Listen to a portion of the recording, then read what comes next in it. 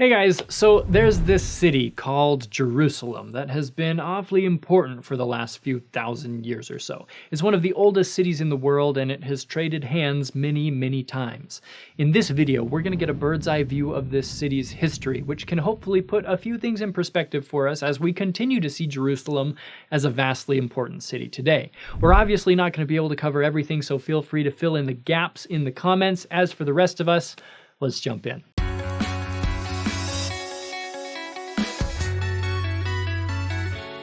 Alright, so according to the Bible, the Israelites first took Jerusalem from the Jebusites around 1000 BC. It became the capital of the Kingdom of Israel and continued as the capital of the Kingdom of Judah after 930 BC when the northern kingdom split off to do their own thing.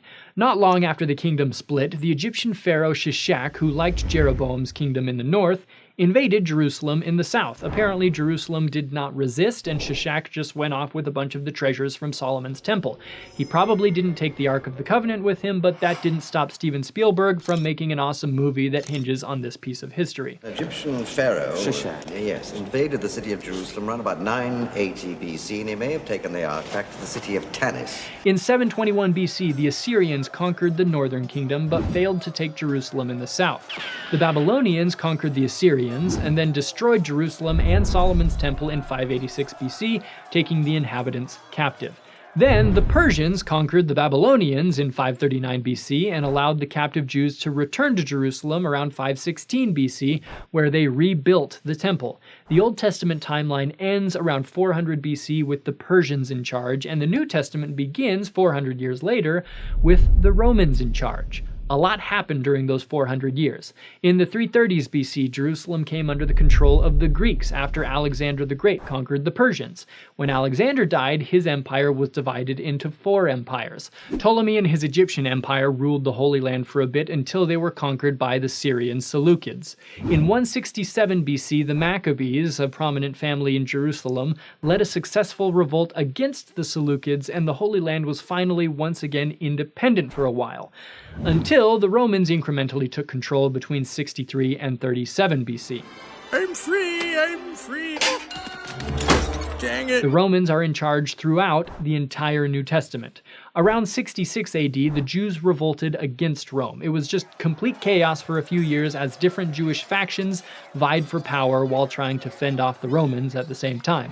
The conflict ended in 70 AD when Rome came in again, burned the Second Temple, and annihilated the city, leaving only a few walls standing. If you walk through Jerusalem today, you might see Jews praying next to the still standing western wall of the Temple Mount.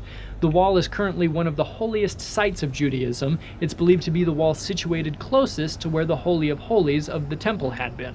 In 130 AD, Rome began to rebuild Jerusalem as a pagan city, and some believe that a temple to Jupiter was built in place of the destroyed Second Temple on the Temple Mount.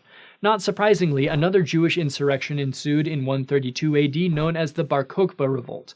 The Jews lost and were subsequently banned for a very long time from entering Jerusalem, except one day out of the year, the anniversary of the destruction of their temple.